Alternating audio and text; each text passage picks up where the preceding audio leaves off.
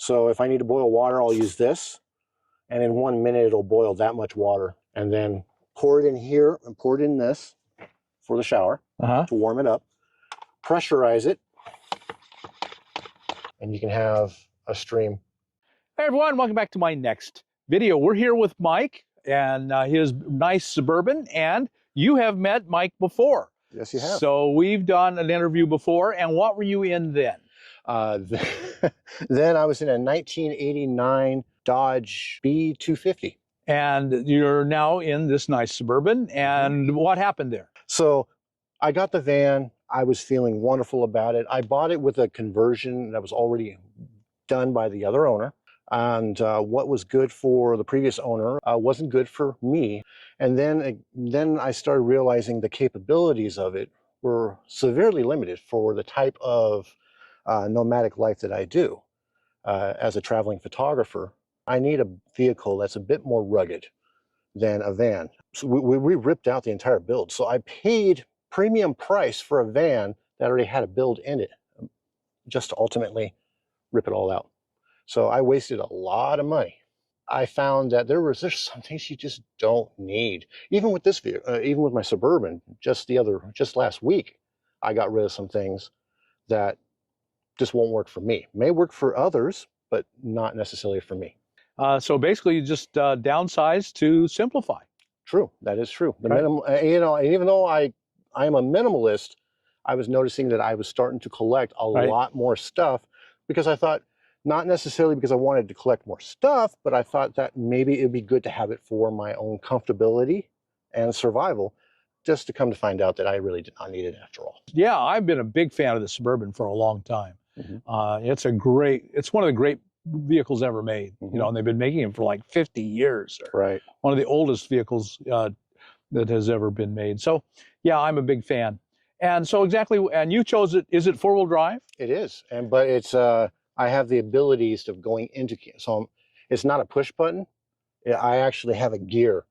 And that's a lot better because then you have less things that can go wrong with the push button and the sending mechanism on the transmission. Right, yeah, that's good. And you get the low range, which I have all-wheel drive and I don't get a low range. So that's a bad thing. But you were probably not like going into like the Badlands like me. No. Very light off-road. Right. Well, let's take a look at your Suburban. All right, let's check it out. All right. So it looks like you've taken the seats out. I have completely stripped out everything inside the Suburban, even the extra spare tire, which is now hanging from my bumper. Right here. The other thing that was over here on this side, because the spare tire was over here. So on this side we had a huge heating device that was controlled.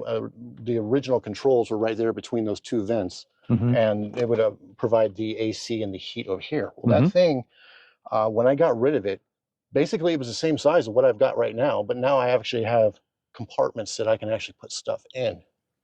Nice. Very, very nice. Yeah. And simple. Yeah. Very simple. Yeah.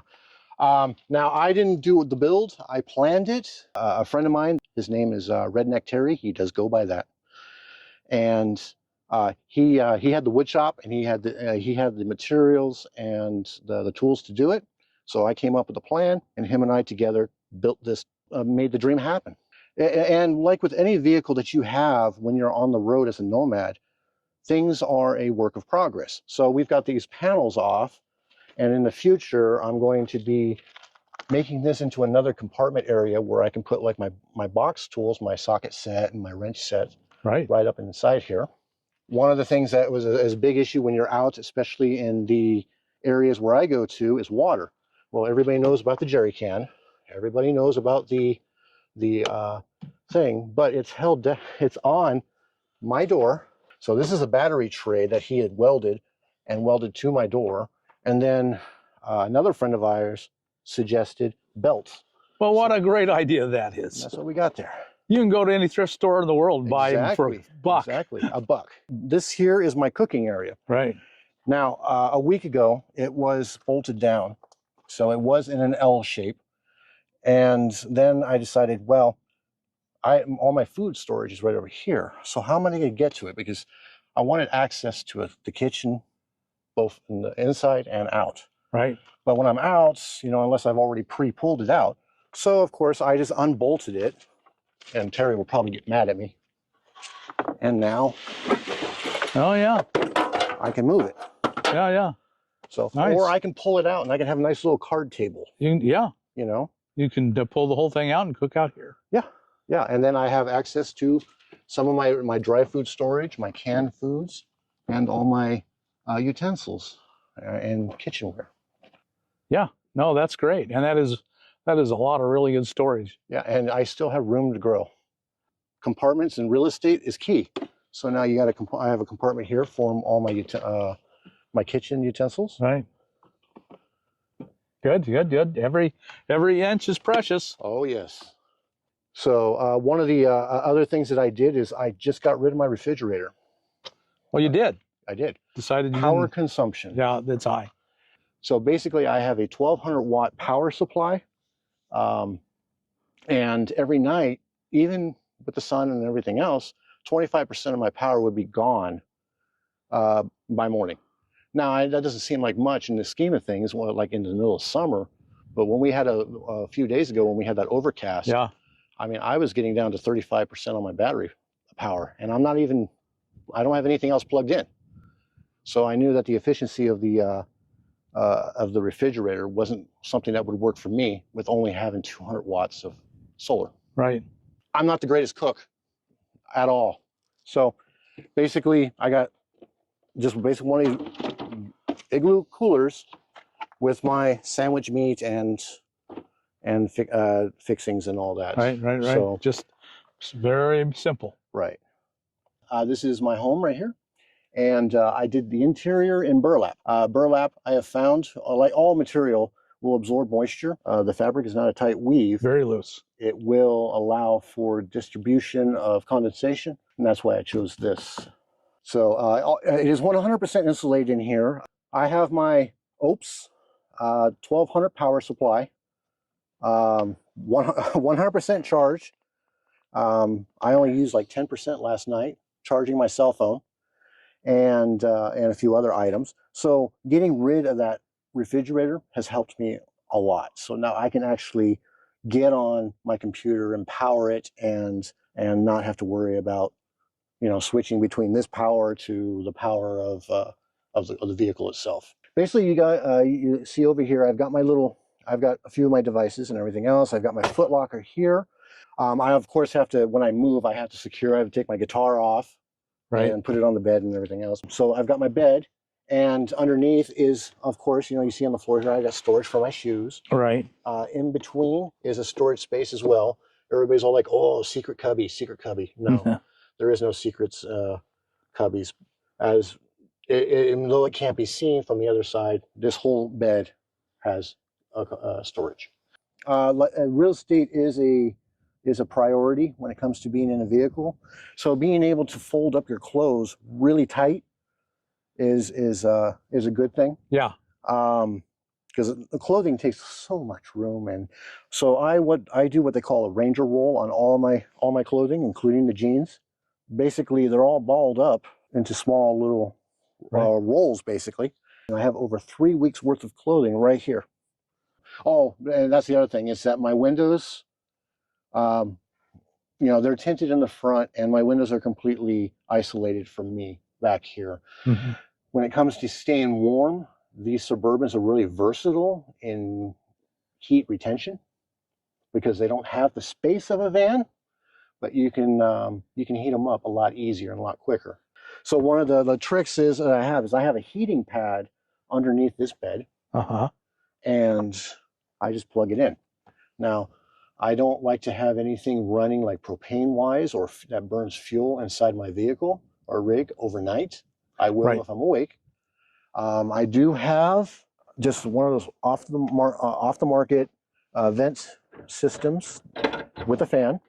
But at night, if it gets cold, but basically I just plug it in and let it go overnight. I put it on the highest setting, and it's at 56 watts per hour. That's very low, yeah. And that is on the highest setting, and it does get significantly warm. In fact, I can already feel it on my behind. We have the Wave 3 right here. Right. And I can tell you now, it's a great system, almost overkill Yes. in here. On the lowest setting, it'll roast me out, basically. Right. I already know you're going to ask. Yeah. So how do I go to the restroom? Right. Like everyone else, you know, simple works. You don't have to reinvent the wheel just because you're not going to come up with anything. You're not going to come up with any awe-inspiring idea that somebody hasn't already done. So as usual, I just have a portable loo. I didn't bring it with me. I left it at my camp. If I'm near a city, I do have a Planet Fitness membership. The other thing that I do is I have this device that a gentleman at RTR introduced me to. And basically what it is, you just pressure, I'll take my electric tea kettle. So cooking also is a redundant, I have redundant systems for cooking. So if I need to boil water, I'll use this. And in 1 minute, it'll boil that much water. Well, that much water.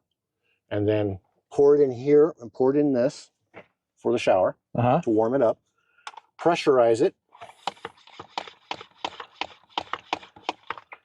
And then just basically take, either you can have the mist like that, or you just take off the little screw and you can have a stream. And you can like spot clean yourself along with baby wipes. So is that just a lid that screws into your bottle? Yes. Right now I still have the bottle that came with it. This is Lunatech. They are on Amazon. Okay. And, but this, so let me depressurize it. And it has a lot of pressure. Yeah. And that's almost too much water for taking a shower. You can usually go with 500 milliliters and then another 300 milliliters of hot water, and that's nice, comfortable. But you can put this on any plastic bottle, right? Of the same, just a standard old. That Nalgene mouth is virtually universal. Right. So we're going on so many things. Right. So another cubby hole here on the. Yes, this is on the driver's side rear passenger door. Completely locked in. So, you know, I've got my YouTube stuff right here, my tripod, my breaker bar for my lug nuts. This goes all the way through. That goes all the way through. I have my good trusty axe because I don't have the room for a chainsaw. So we're going to have to do it old school style. And then, of course, you know, a good shovel is a good thing to have. Yeah, I've been back in the woods and had a tree fall. Yeah. And all I had was a hatchet, but all you got to do is take time and you'll get it done. It's going to take a while. Yeah. I've had to rescue a few people already with their stuck vehicles. And well, it's amazing how many people don't even bring a small little hatchet with them or anything to dig with. And I would recommend having at least something, even if it's a small hand shovel. Yeah, I carry both a hatchet and a small hand shovel, and given enough time, I'll get the job done. So, and then on top inside this basket here, I have a 200-watt solar panel. Well, Mike, thanks so much for showing us your Suburban. I love these things, and I think you have done a fantastic job with it. Really, really good. Well, thank you, Bob. That means a lot. Yeah. So, folks, go check out Mike's channel, which is Get Lost Mike. Get Lost Mike. And I think you'll be really pleased and go some cool places and have some real adventures. And learn some photography. Right. Yeah. They can't do that enough. So, folks, if you got anything out of this video, like us on YouTube, subscribe to the channel, hit that thumbs up button, and we'll talk to you on the next video. See you then.